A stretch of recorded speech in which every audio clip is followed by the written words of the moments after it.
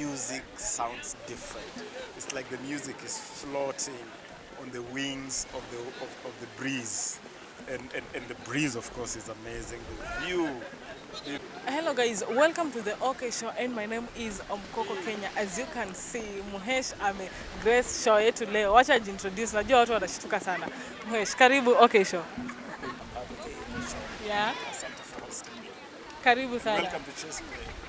Thank you so much. Excellent. Hebu tuambie jina kwa watu wenye hawakujui because I know fans wetu wengine hawakujui, they've never heard of you. Yeah. Wanajua tu Chase Bay. Yeah. Tuanze na wewe kwanza, a brief introduction. Mimi naitwa Ababu Tera. Mtoto wa namwamba. Mtoto wa namwamba. Ababu Tera. Okay. So we can start about sasa in your interview about Chase Bay. So what is Chase Bay? Chase Bay unavyoona ni beach. Ni resort. Ni mahali pa kujivinjari, mahali pa kupumzika, mahali pa fun. And as you can see, hata unapotizama all around you can see it's a place where people come to chill, people come to unwind, people come to have fun, enjoy a drink, good music, a great swim in the fresh waters of Lake Victoria. Whether you want to do boat ride or you want to do mountain hiking. So it's a fun place that gives you a full package of water, beach fun, beach sports, mountain hikes and all that kind of stuff. Okay, and where did this name Chase Bay come from? That's interesting. Now, Chase is the name. Bay is an English word. Bay is a geographical feature. It's a geographical feature where you have a body of water that extends inland. And as you can see, between the Singwe Hill on our left and the Mwitafuvu Hill to our right, Lake Victoria does an extension into the inland, Okay. creating a bay. So this qualifies to be described geographically as a bay. Now, Che is the short form of our family name Luecheche. Okay. Luecheche is my grandfather. In fact, Luecheche is the gentleman after whom I'm named. My grandfather was called Ababu Tera Luecheche. So we named this place in honor of our family patriarch, my grandfather Luecheche, because it would be a bit of a mouthful to say Luecheche's Bay. Exactly. It would be a bit of a mouthful. Yeah. So we shortened it to simply Chase Bay.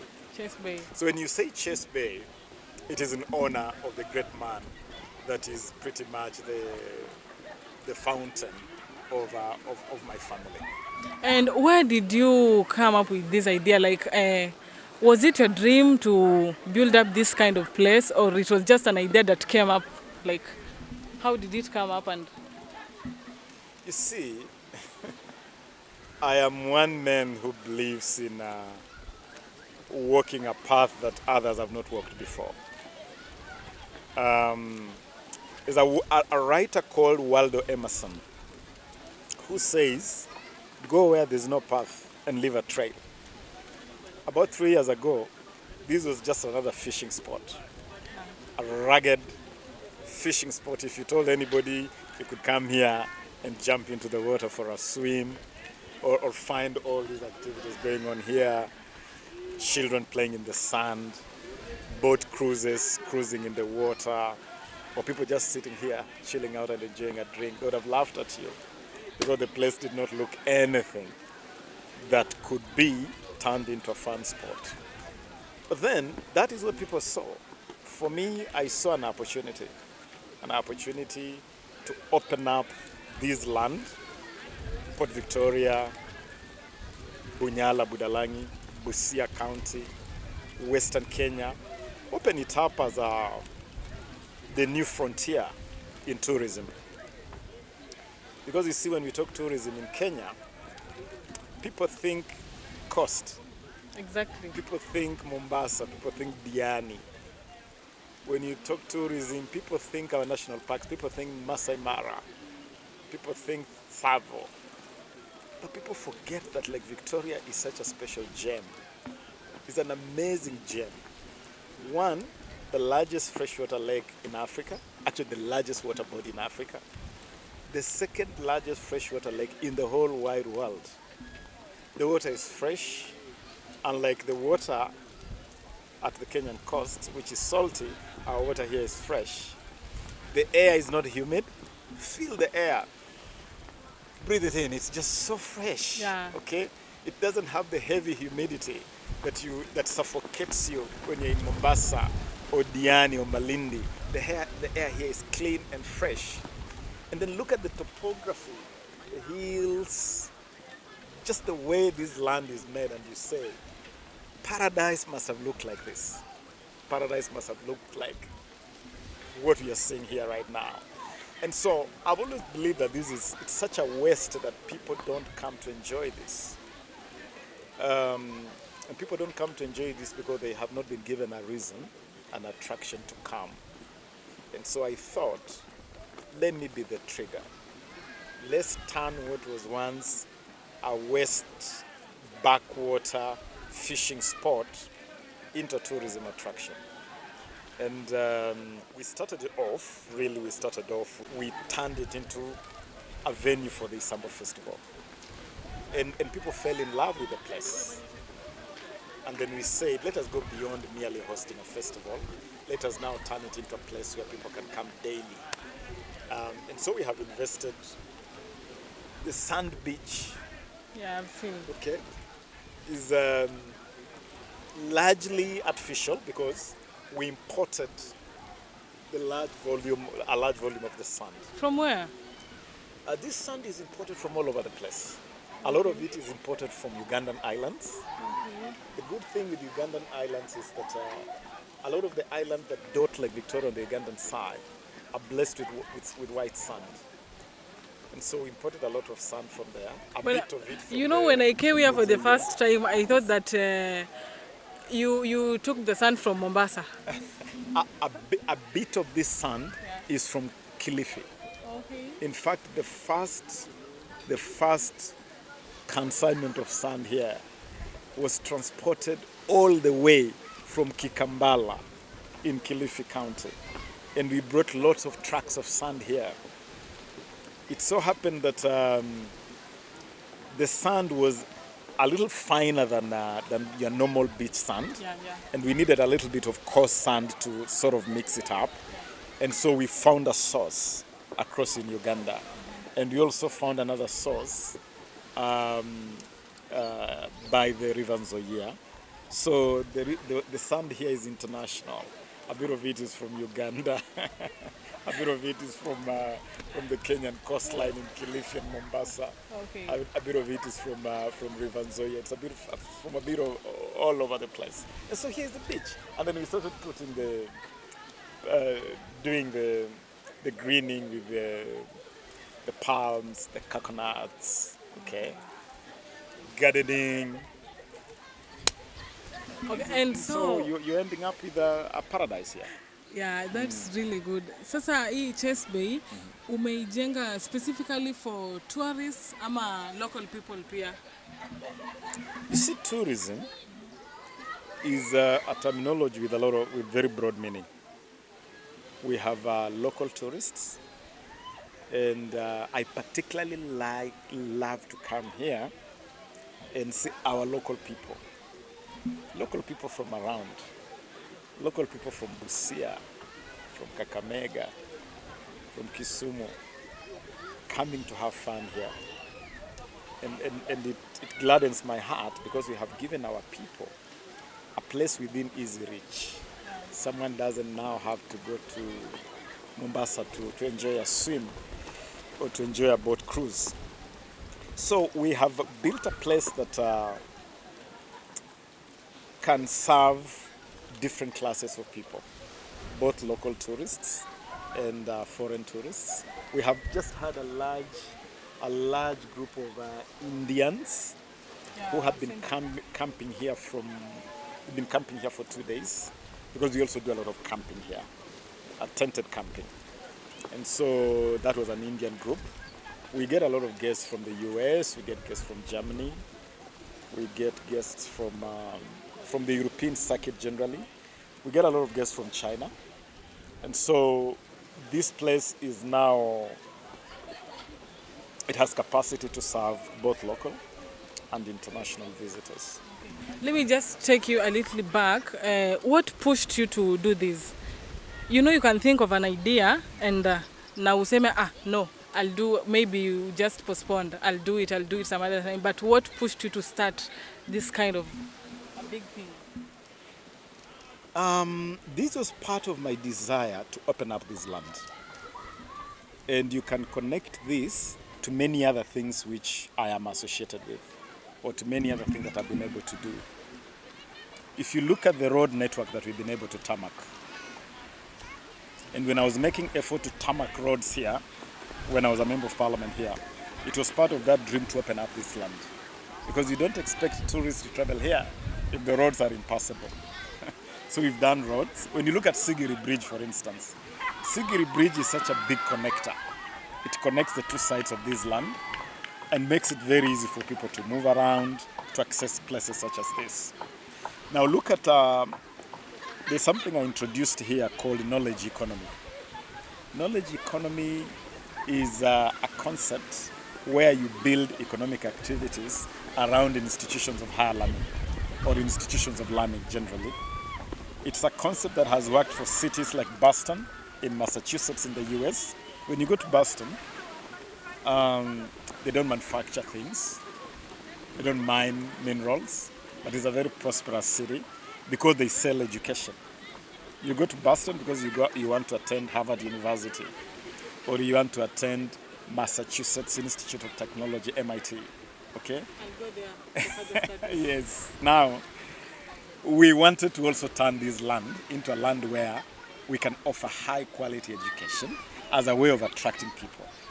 Now, when you're driving here by the road in a village called Budevu, you see the Bunyala Vocational and Technical Training Institute. Now, that institute was part of a tripartite plan where we had the BTTI at Budevu, the university at Mundere, and the Teachers Training College in Lugare across the river. There were 3 stones of building what we call knowledge economy. And you can see how it is working at Budevu. A village that was just a sleepy little place the other day has now opened up. People are building storage structures there. People are opening shops. People are building hostels. Okay? Now, I want you to look at Chase Bay as having been part of that grand plan. And this grand plan was conceived in a conference I hosted in December 2013, which we dubbed the Budalangi Rising Investment Conference. And it was intended to rise the land we call Budalangi away from the image of floods. So that when you say Budalangi, people just imagine it is a land of waste and suffering. People will ask you, what do you go to see in Budalangi? Maybe you go to see floods during flood times. But we wanted to tell the world there's another side of Budalangi that you don't know. It's a beautiful side. Now, this is an example. People now come here and they're like, is this really Budalangi? You post something from here and people are like, no, that is not Budalangi. Because they have... I know most of the people will be wondering, no, that is not Budalangi. Because they have a very limited image of Budalangi. They think the whole of Budalangi floods. Yet only a tiny bit of Budalangi floods, and the rest of Budalangi is truly beautiful. And so, building institutions for higher learning like BTTI. Now BTTI has over 1,000 students from all over Kenya. And they come here to Chase Bay for fun. And I have met here students from Taita, from Lamu, from Marsabit, from Lodwar, from like Tok, from all over the place. Meaning that we have truly opened up Budalangi. Yeah. We have opened up this land. And Chase Bay, look at Chase Bay as being part of that dream of opening up this land, inspiring economic activities, Now people come here, they spend their money here. How do you feel? Because as the owner of the Amazing. city, how do you feel? Amazing, You have because changed the perception of Budalangi. we how have people changed the view it. face of Budalangi, Yeah. but more than that, we are touching lives. You see young people who work here. We have employed people here from the local community. A lot of the young people who work here are local people. Local in the sense that they are sons and daughters of Budalangi, they are sons and daughters of Busia. We have employees here from as far away as Nambale, from Kakamega. And I just feel good that we're giving employment opportunities to young people right here at home. Real bottom up, for those of us who believe in bottom up. Exactly. It is prosperity at the bottom, rising people from the bottom up. But we also offer business opportunity to other people. People who have hotels around here. And I have really encouraged businessmen here to invest in like accommodation. I've been talking to a gentleman here called Mike. Mike owns a hotel called Home Park. And he was just telling me he's a big beneficiary of Chase Bay because a lot of guests who can't be accommodated here end up at Home Park, they end up at West End, they end up at Mulukoba Resort. And so I feel so happy that business, grows not just for us, but there is a domino effect. There's a knock-on effect where other facilities around here are also benefiting from this business. Suppliers of fish, suppliers of beef, suppliers of fresh vegetables, suppliers of all sorts of stuff also get business here. And so it's just beneficial all round. And I'm happy. That's good. And can you just approximate maybe the capital? This is, if you look around, after this show, or after this shoot, Yes. I'll share with you some photos of the before and after. Okay. I'll show you some shots of how this place looked like before And after. and now what it looks like now. Yeah. And then you can imagine yourself, because this is an establishment like this is capital intensive. It's capital heavy. It requires heavy infusion of money. But if you look around, you'll notice something. Chase Bay is intended not to disrupt nature. Yeah. It is intended to embrace the environment. Because one of our key goals here is to protect our environment. And that's why we allow people to fish around here. You do that? We allow people to fish around here because this is a sort of a safe haven for fish breeding and fish maturation.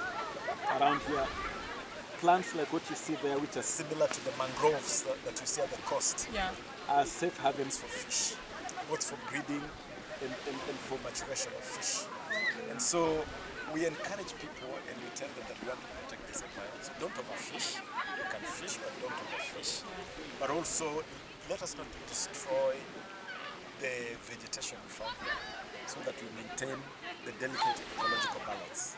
So there are trees here, like that tamarind tree to your right, this big tamarind tree to your right. Yeah. This amarula tree. Yeah, amarula tree. There's one here, there's another one in the middle, and then there's one at the very end. Are you a farmer? You know much about the trees. I love them. Marula. Yeah. Now, these trees are indigenous to this site, meaning that when we purchased this property, we found these trees here. When you look at the gardens we've done around here, we've introduced a lot of gardens so that people can have fun in a natural environment. It is all intended to have a very harmonious ecological. We call it maintaining the delicate ecological equilibrium. It's a very delicate. If you just upset it, you could ruin the whole ecology. Yeah. So the investment is heavy in the sense that you must turn this place into a fun place without upsetting that delicate ecological equilibrium. even the material we've used here. Like when you look at this structure here, Yeah. the reeds, the grass, the papyrus, the bamboo, the poles, they're natural and they're largely from. And why did you choose the flags? I'll come to the flags. Uh-huh. And then when you go to our cottages, I don't know whether they have taken you to the cottages. I'll go. Our beach cabins. Yeah. Our beach cabins are also very natural. Bamboo beds, okay? I've seen the bamboo seats. Yeah, bamboo seats. It's about celebrating nature. So this place is also a very environment-friendly establishment. So I'll not tell you how much in terms of matongolo or in terms of Millions of money. millions or dollars or yen, but I'll tell you that it's capital intensive and it's still a work in progress. Okay. Our investment here has not even reached 25% of what we want to see Chase Bay. Where? We have projected this place to be completed in the next 2 to 3 years, and so we are about at 25%. So we are 75% to go. Can you tell us a bit of what you want, how you want Chase Bay to be in maybe 5 years to come? Oh yeah, Or we have in future? we have big plans. We have big plans. Other than the gardening, and I love the gardens in this place, and I help to pick the plants and the flowers that go into our garden. And sometimes I do it myself.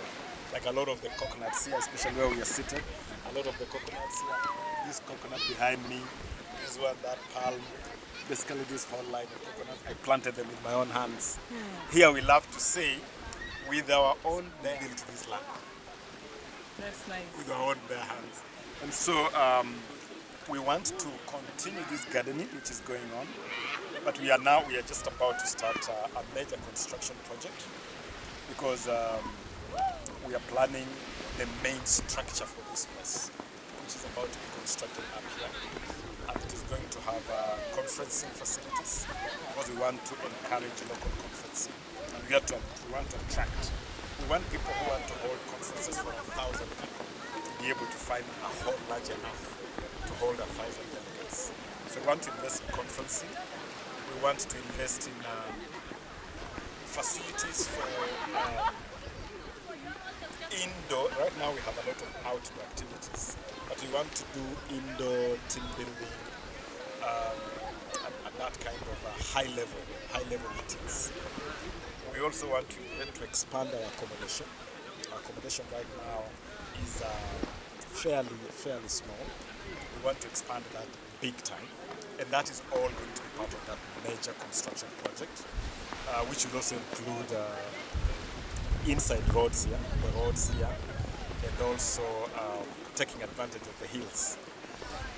The hill behind you here, this small hill, Yeah. is part of this property. It is a historical site. For people who have studied history,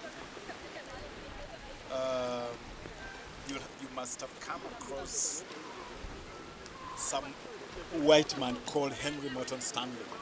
Yeah. Henry Morton Stanley was an explorer that was sent to Africa to do 2 things.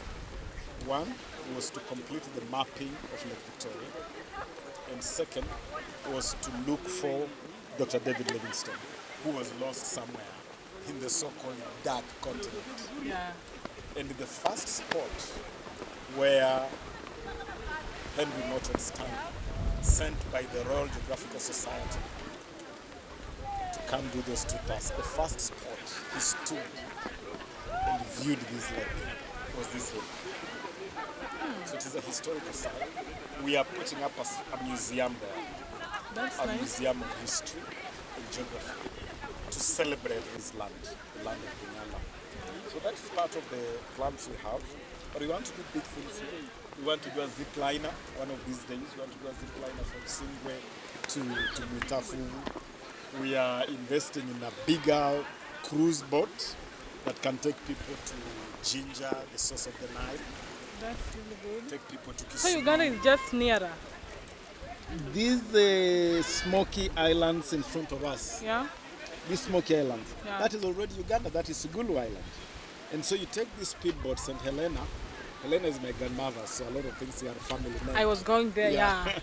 You take St. Helena, 15 minutes, you'll be in Sigulo Island. Actually, you'll be in Ugandan waters. So Uganda is very close, which then brings us to these flags. We have a Kenyan flag, a Ugandan flag. Yes. The other ones? These flags are a testimony to the international flavor that Chesapeake Bay provides, but it's also a celebration of the cultural fusion that is normally celebrated here through the Isambo International Beach Carnival. And that is why we fly flags here of all the countries that participate in the carnival. So you have the Kenyan flag, the next the East African Community flag that celebrates Kenya's membership in the Jumuiya ya Afrika Mashariki, East African Community, followed by the Ugandan flag, our very good neighbor, the land of Sevo. Then Tanzania, next to Tanzania is the African Union flag, celebrating our Africanness. Then you have Burundi, you have Rwanda, you have the African Union, which is a friend of this place. You have China, the Chinese flag. The embassy of China in Kenya is the annual sponsor, the biggest sponsor of Isambo International Beach Carnival. So these flags are both of our region, the identity of this place and our friends and partners that we work with. Okay. It reminds you that when you come to Chess Bay, you are in an international sport. That's really good. Yeah. Okay, as we wind up, what can you tell people, maybe those people who have never come to Chess Bay, what can you tell them? If you've never been to Chess Bay, then you've never tasted life. Come to Chess Bay and have a taste of real life, in the sense that, the fun here is not your usual fun. When we play country music on this beach, or when we play rumba, or when we play bongo, or when we play reggae, even the music sounds different. It's like the music is floating on the wings of the breeze. And the breeze, of course, is amazing. The view, I hope your cameraman has the skill to capture these views. Yeah, he will do that. It's absolutely out of this world. And so just for fun, you want to enjoy a swim, you want to enjoy a cruise, whether in Kenyan waters or in Ugandan waters, you want to enjoy a hike, you want to do a picnic on the island or on the hills, or you just want to lie on the beach and enjoy a cold drink, okay? Or just listen to some really beautiful, nice, cold music. Or you want to come to a place where you can spend the night right next to Africa's largest lake, the world's second largest freshwater lake, and just have your mind caressed by the waves, the low waves in the night, the sounds of crickets at night, and wake up to amazing chirping of birds in the morning. Absolutely therapeutic. Or you love watching birds. This place, going all the way to Sumba Island in front of us, Navaduma Island the other side, to Hanete Island behind these hills, are sanctuaries of the little white egret. The little white egret is an endangered species of a bird. We have them in plenty here. You love watching birds? I love. You want to enjoy seeing the little white egret? This is the place. In the comment section, like, is it affordable? What can you tell them? Tell them. It is affordable. Of course, a place like this, when you run a place like this in the hospitality industry, you have a choice of two options. High volume,